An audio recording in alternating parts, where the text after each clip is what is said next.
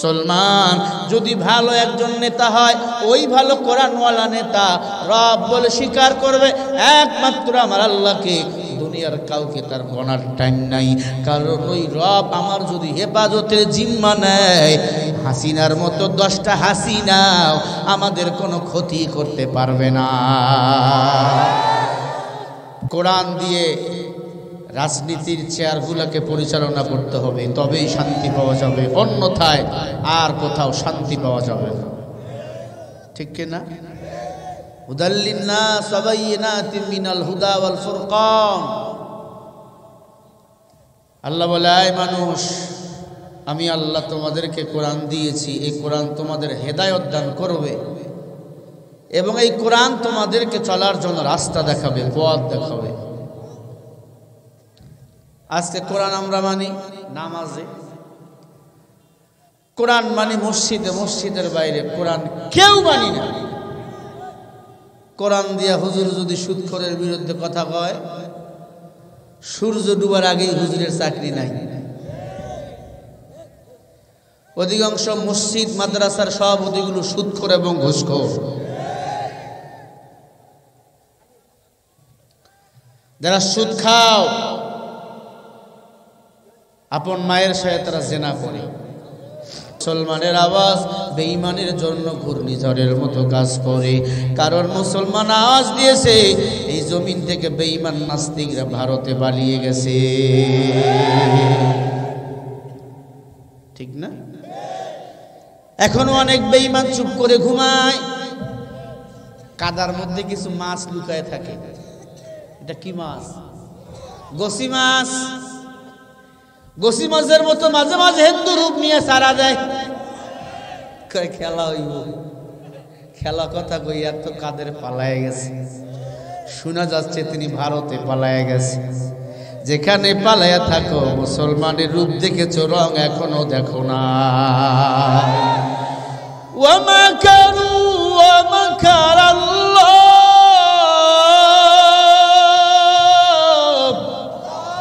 ওয়াল্লাহু খায়রুল মাকিরিন।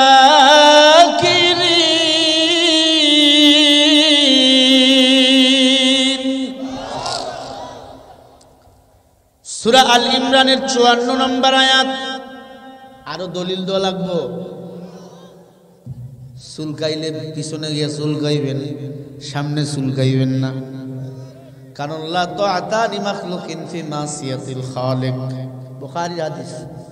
আল্লাহ রাসূলকে বেদার কইরা দুনিয়ার কোনো মাখলুকাতের আনুগত্য করা হারাম।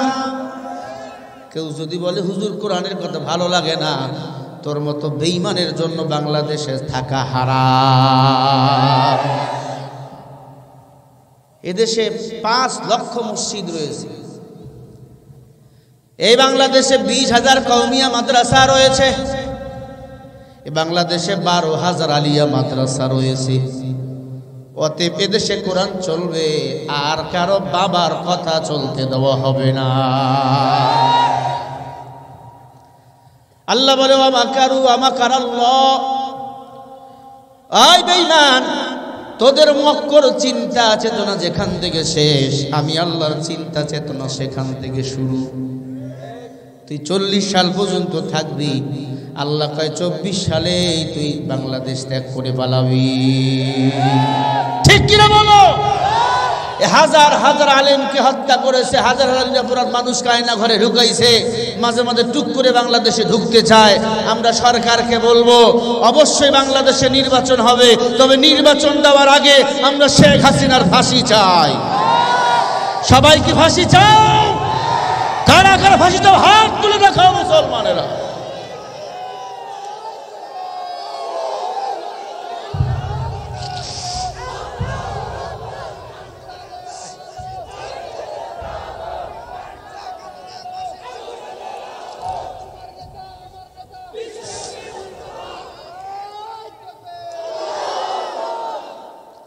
দিনাজপুরের মাটি কোরআনের ঘাঁটি। দিনাজপুরে শহীদ তিতুমির জীবন দিয়েছে। দিনাজপুরে শহীদ মুজাহিদ জীবন দিয়া নির্বন্ধনে ঘুমিয়ে রয়েছে।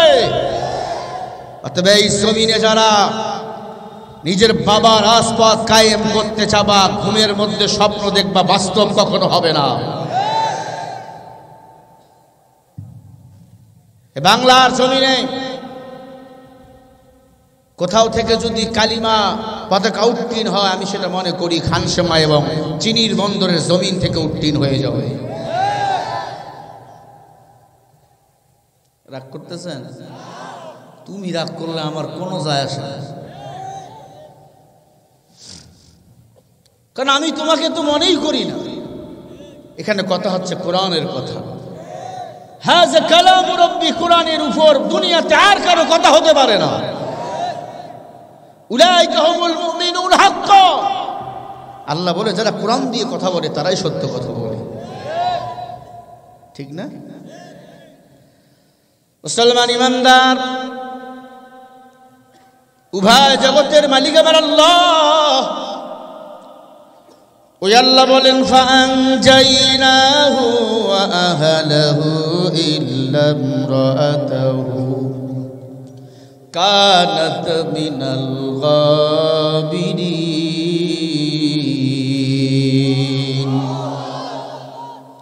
যদি আল্লাহু আকবার আওয়াজ কমে যায় হাত তুলে ফেলবেন। হাত যদি একবার তুলি 1 বছর আগার নাই।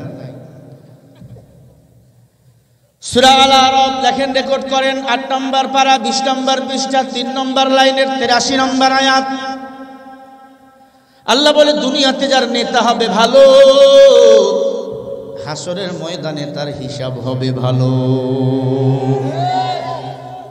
যদি কোনো দেশের রাষ্ট্রনায়ক প্রধানমন্ত্রী নামাজি হয়, ওই দেশের জনগণের নামাজ পড়া বাধ্যতামূলক।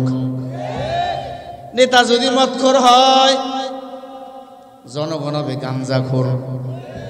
প্রধানমন্ত্রী যদি হয় ভরসর, গ্রামের প্রতিটি মুসাল্লি হাজি সাহেব মাথায় পাগড়ি বাঁধাবার পর অন্যের জমিনের আইল কাটবে, জিকির করে আইল কাটে। কথা কয় না? লাইলার জিকির করে, অন্যের জমিনের আইলে কাটে। এই জিকির দিয়ে তো আল্লাহর জান্নাত যাওয়া যাবে না। মাল্লাহুল মাওলা ফালাহুল কুল। আল্লাহ বলে বান্দা তুই যদি আমার হয়ে যাও, আমি আল্লাহ তোমার হয়ে যাব। কোন নেতা যদি আল্লাহর গোলামি করে, সৎ নেতার আনুগত্য করে, আল্লাহর কসম সব কিছু বাদ দিবে, নামাজ সেই বান্দা বাদ দিতে পারে না। আজ অনেক হাজি সাহেব হজ করেছে, টাকা খরচ করেছে, কিন্তু মাঝে মাঝে মসজিদে দেখা যায় না। কিন্তু বাজারে গেলে ভিড়া মাথায় দিয়ে ঘোরে। ভিড়া বোঝেননি? লাল পাগড়ির ভিড়া। যদি বলে হাজি সাহেব মসজিদের ইমামতি করো, তখন তার পায়জামা লিক হয়ে যায়। অনেক হাজি তো খবর পাওয়া যায় রমজানের রোজাও রাখে না, তারাবিও পড়ে না, কিন্তু ইফতারি খায়। আপনার এলাকায় আছে কি ভাই, তুমি রোজা নাই? কয় গ্যাস। তারাবি পড়ছো? কয় হাঁটু ব্যথা। ইফতারি কেন খাও? কয় আল্লাহ কইছে বান্দাকে জান্নাত দেওয়ার জন্য ওসিলা খুঁজবে, ওসিলা। আল্লাহ যদি কয় হাজি সাহেব নামাজ পড়ছো? পড়ি নাই। রোজা রাখছো? রাখি নাই। গ্যাস।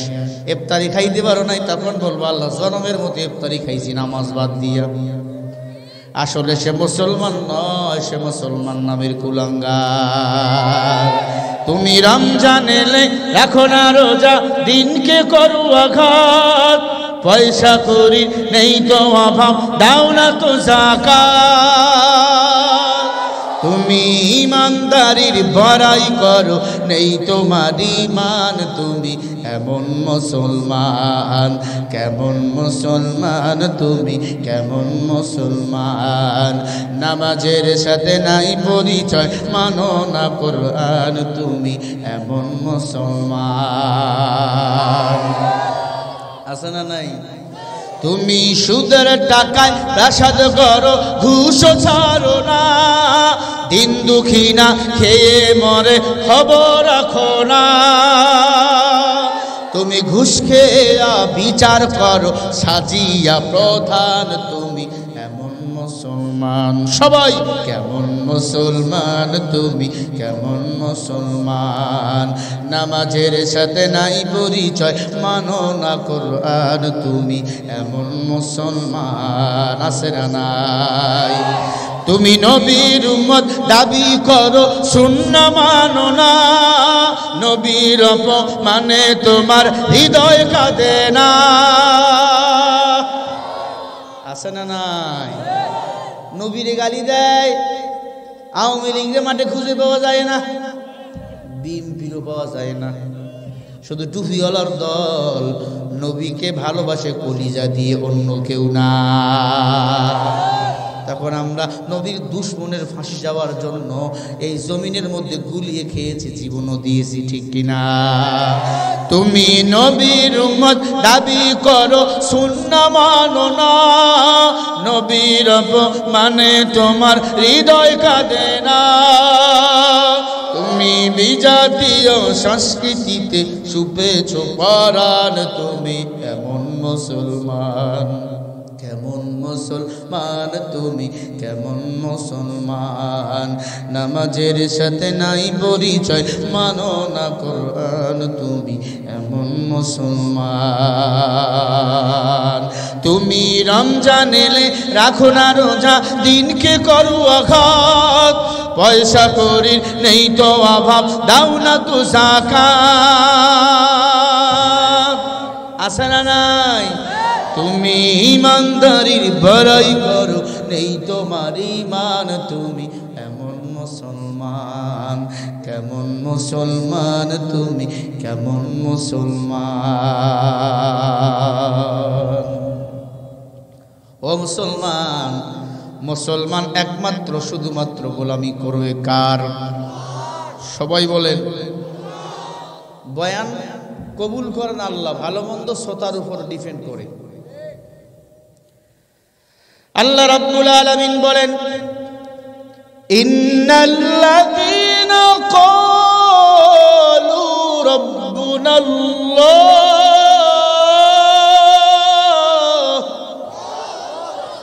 থুম্মা ইসতাকামু ফালা খাউফুন আলাইহিম ওয়ালা হুম ইয়াহজানুন